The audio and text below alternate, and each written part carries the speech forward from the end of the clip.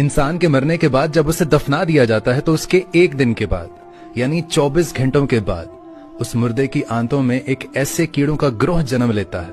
ऐसे कीड़ों का गिरोह अमल में आता है जो उस मुर्दे के पखाने के रास्ते से बाहर निकलता है और साथ में नाकाबिले बर्दाश्त बदबू फैलाना शुरू कर देता है, जो कि दरअसल अपने हम पेशा कीड़ों के लिए एक इनविटेशन होता है, एक सिग्नल के तौर पर काम करता है। और ये ऐलान होता है बिच्छू और तमाम कीड़े मकोड़े उस इंसान के जिस्म की तरफ हरकत करना शुरू कर देते हैं और उस इंसान का गोश्त खाना भी शुरू कर देते हैं। और आप ये जानकर हैरान हो जाएंगे कि इंसान की तदफीन के 3 दिन के बाद सबसे पहले इंसान की नाक की हालत खराब होना शुरू हो जाती है।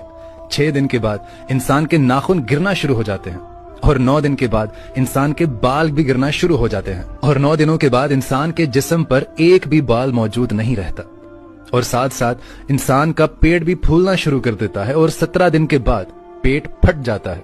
60 दिन के बाद मुर्दे के जिस्म से सारा गोश्त खत्म हो जाता है और इंसान के जिस्म पर एक भी बोटी, एक भी गोश्त का लोथड़ा मौजूद नहीं होता। और दोस्तों 90 दिन के बाद इंसान की हड्डियां भी एक दूसरे से जुदा होना शुरू हो जाती हैं और पूरा 1 साल लगता है। 1 साल के बाद वो तमाम की तमाम हड्डियां भी बोसीदा हो जाती हैं और बिलाखिर जिस इंसान को दफनाया गया था 1 साल के अंदर अंदर उस इंसान का वजूद खत्म हो जाता है। खत्म।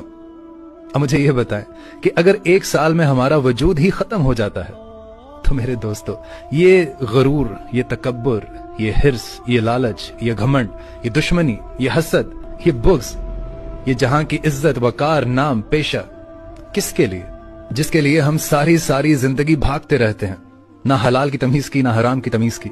हमने पैसा इकट्ठा कर लिया, शान शौकत बना ली, लेकिन आखिर में 1 साल भी नहीं लगा आपको सफाई हस्ती से मिटने में। और जितनी भी ये मैंने कैलकुलेशंस आपको बताई ये साइंटिफिकली प्रूवन है, ये साइंस के मुताबिक।